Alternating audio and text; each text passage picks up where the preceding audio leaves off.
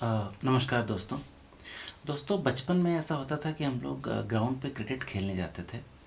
तो वहाँ जो हमसे 10 साल 12 साल 8 साल ऐसे जो बड़े लोग थे हमारे मम्मा लोग, मैं मामा घर में रहा हूँ तो मम्मा लोग, आप लोग इमेजिन कर सकते हैं कि आपके भैया लोग जो होंगे वो। तो कई बार ऐसा होता था कि हम उनके आसपास खेल रहे हैं और उनके पास से गुजरे और उस वक्त वो सिगरेट पी रहे हैं। सिगरेट का उस वक्त नया नया, मतलब गाँव में तो उतना एक्सेस नहीं था, फिर भी अगर किसी ने कहीं से जुगाड़ करके पैसे करके अगर सिगरेट ख़रीदा और वो पी रहा है तो साइड में पी रहे होते थे। और गलती से अगर हम वहाँ से, हम छोटे बच्चे 8 9 साल के, अगर वहाँ से गुजर गए तो वो ऐसे मुंह छुपा लेते, साइड हो जाते या कुछ कुछ ऐसा करते कि मतलब दूर होने की कोशिश करते। उनका जो उसमें प्रयास रहता था वो ये रहता था कि ये छोटे बच्चे हैं जो हैं ये ना देखें, या अगर देखते मतलब देख भी लेते हैं तो कम से कम सीखें नहीं, इसका अनुकरण नहीं करें। ये एक छोटा सा प्रयास रहता था।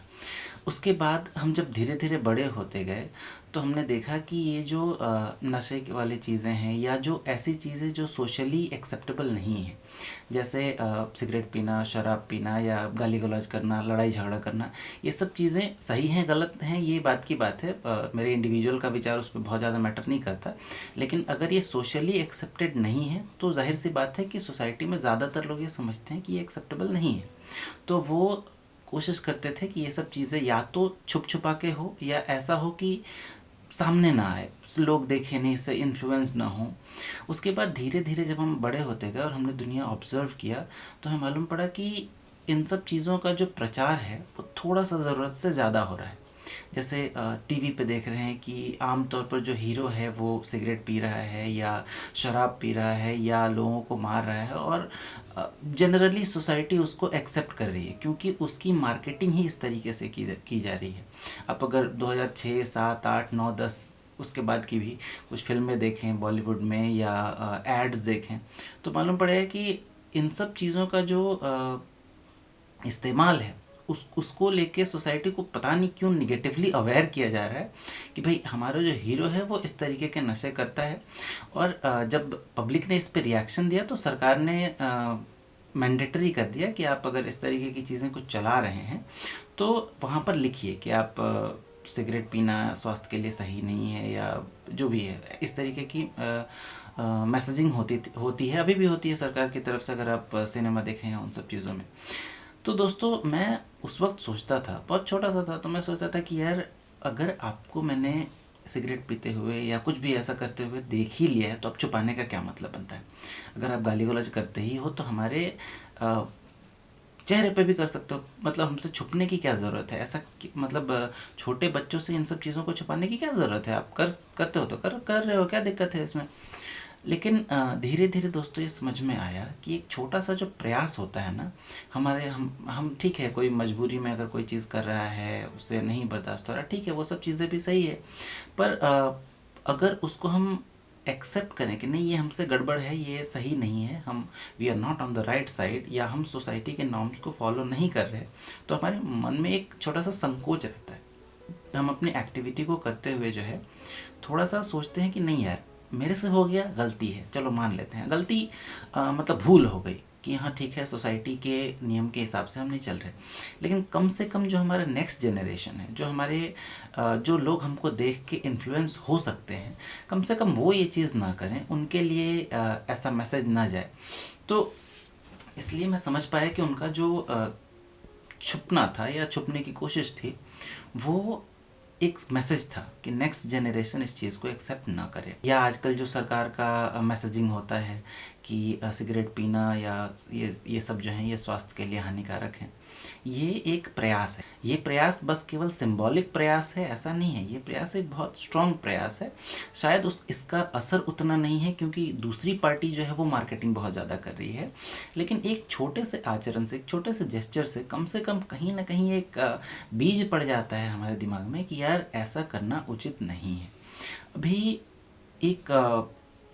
पिछले 10 12 साल में ख़ास तौर से मेरा जो अनुभव रहा है, बाकी आप लोग अपना अनुभव खुद साझा कर सकते हैं, कि जो चीज़ें मतलब सोशली एक्सेप्टेबल नहीं हैं, जो चीज़ें आम तौर पर सोसाइटी जिन चीज़ों के लिए हमें मना करती है, हम वो चीज़ें सिर्फ करते ही नहीं हैं बल्कि उनको डिफेंड भी करते हैं कि नहीं भाई, भले मतलब सोसाइटी का नियम गया भाड़ में, हमारा मेरी मर्ज़ी पूरी होनी चाहिए, मैं जो चाहता हूँ वो करूँगा और उसी के हिसाब से अब सोसाइटी चलेगी। हम भूल जाते हैं कि हम ये पूरे सोशल कंपोनेंट का एक हिस्सा ही हैं, पूरा का पूरा सिस्टम हम खुद नहीं हैं। तो हमारे एक एक्शन से ऐसा नहीं होगा कि हम सिर्फ खुद का नुकसान करेंगे, हम जो हमें दिखेगा उसका नुकसान होगा। तो यहाँ हम जो लीस्ट कर सकते हैं वो ये कर सकते हैं कि अगर हमसे कोई चीज़ गलत हो रहा है, हर किसी से होता है, गलत तो होगा ही होगा, तो जो मिनिमम कर सकते हैं वो ये है कि हम इसको थोड़ा सा छुपाएं, कम से कम नेक्स्ट जनरेशन को ये बता दें कि बबुआ ये हमारी गलती थी कि हमने ये सब किया, आप मत करो ये। और दूसरे साइड में अगर हम कुछ अच्छा कर रहे हैं, और हो सकता है कि बस केवल 5% कर रहे हैं, हो सकता है केवल पब्लिसिटी के लिए कर रहे हैं, हो सकता है केवल लोगों को खुश करने के लिए, या हो सकता है केवल बस लाइमलाइट में आने के लिए कर रहे हैं, लेकिन फिर भी अगर कुछ अच्छा कर रहे हैं जो सोसाइटी के लॉन्गर रन में कल्याण में आ सकती है, उसको ज़ोर शोर से प्रमोट करने की ज़रूरत है। अगर आप 5 रुपए का भी दान करते हो, जैसे आजकल व्हाट्सएप पर मैसेज आता है ना कि एक रोटी दे दी किसी ने, या कुछ फ्रूट्स वगैरह दान कर दिया, और उसके बजाय जो है बहुत सारे फ़ोटोज़ डालते हैं, मेरे हिसाब से बिल्कुल सही करते हैं। अगर छोटा सा भी कोई प्रयास कर रहा है जो सोसाइटी के कल्याण के लिए, मैं कह रहा हूँ एक बंदे का कल्याण हुआ, अगर 2 रोटी से एक किसी इंसान का पेट भर सकता है तो एक का तो कल्याण हुआ, उसके लिए वो जितनी पब्लिसिटी लेना चाहे, मेरे हिसाब से उसमें कोई गलती नहीं है, क्योंकि उसको देख के कहीं ना कोई कभी तो इन्फ्लुएंस्ड होगा कि नहीं यार ये जो एक्शन है ना वो सही है, हो सकता है उसके पीछे का इंटेंशन जो भी हो, ये एक्शन सही है, वो किसी न किसी के काम आ रहा है, इसलिए हमें भी इसका अनुकरण करना चाहिए। आप एक किसी ने कहा था कि हमने जितना जो है पिछले जनरेशन से लिया था, हमारे जो पूर्वजों ने, या इमीडिएट पिछले जनरेशन, और मम्मी पापा, हमारे मम्मी पापा ने जो हमारे लिए छोड़ा है या हमें जो विरासत में मिला है, अगर हम उसमें अगर बढ़ोतरी नहीं करते, नहीं बढ़ा पाते, हाँ ठीक है, हर कोई सोशल स्ट्रगल में जीत नहीं पाता, हर कोई जो है एक फॉर्चून क्रिएट नहीं कर पाता, तो वहाँ मान सकते हैं, लेकिन जो हमें विरासत में मिला है, अगर हम सिर्फ उतना ही अपने नेक्स्ट जनरेशन को पास कर देते हैं ना, तो भी हमारी ज़िंदगी जो है वो सफल हो जाएगी। और एक्चुअली हमारे जीवन का जो ध्येय होना चाहिए वो भी यही होना चाहिए कि हम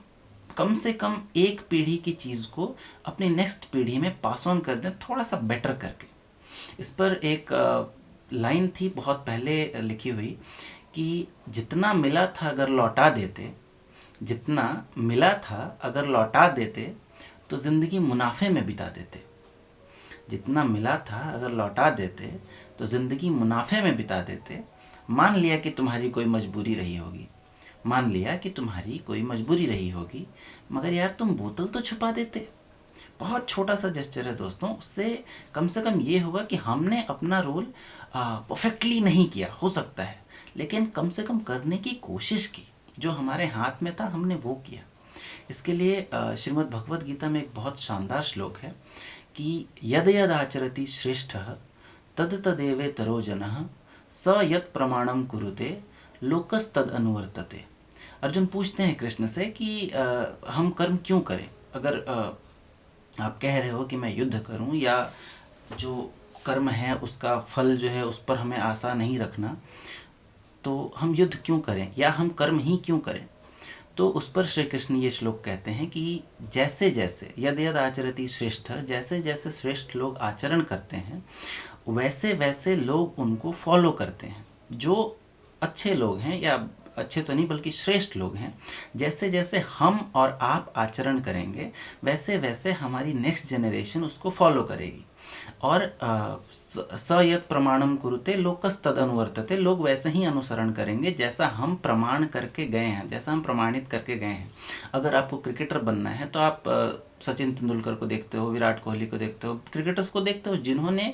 उस क्षेत्र में दक्षता हासिल की है, जो उस क्षेत्र में साबित करके गए हैं कि ये इस तरीके से काम होता है। अलग अलग, किसी को साइंटिस्ट बनना है तो वो डॉक्टर APJ अब्दुल कलाम के बारे में पढ़ता है, उनके जीवनी के बारे में पढ़ता है, उनका अनुसरण करने की कोशिश करता है। तो हम अपने नेक्स्ट जनरेशन के लिए सिर्फ एक एग्जाम्पल छोड़ के जाएं कि बॉस इस तरीके से ज़िंदगी जी जाती है। इसी के लिए श्रेष्ठ लोग आचरण करते हैं, इसी के लिए जो है हम कर्म करते हैं। हो सकता है कि हम बहुत महान नहीं हो पाए, हो सकता है कि हम फोर्ब्स की लिस्ट में नहीं आ पाए, हो सकता है कि हम मतलब द ग्रेट्स ऑफ इंडिया में नहीं आ पाए, हो सकता है, बहुत चांसेस हैं उसके। लेकिन कम से कम हम अपने बच्चों के लिए, अपने छोटे भाइयों के लिए, या इमीडिएट जो हमारा नेक्स्ट जनरेशन है जो हमें डेली बेसिस पर देख रहा है, उनके लिए निगेटिव मैसेज ना दें, ये सही है। कि मतलब कम से कम ये तो ना बोलें कि यार जो मैं कर रहा हूँ हो सकता है मैं गलत कर रहा हूँ, लेकिन ये तुम मत करना, क्योंकि ये मेरी जो थी वो कोई मजबूरी थी, तुम्हारे लिए ये उचित नहीं है। इतना तो हम कर ही सकते हैं।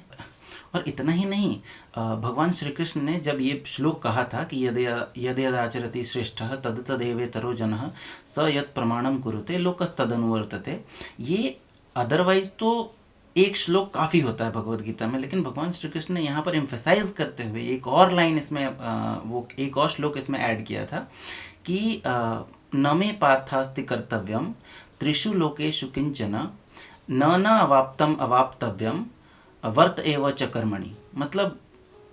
दुनिया में, पूरे तीनों लोक में मेरे लिए, भगवान श्री कृष्ण के लिए कोई ऐसा काम नहीं है जो वो अचीव ना कर सके, जो वो मतलब जिसके लिए उनको कुछ करने की ज़रूरत पड़े, वो सब कुछ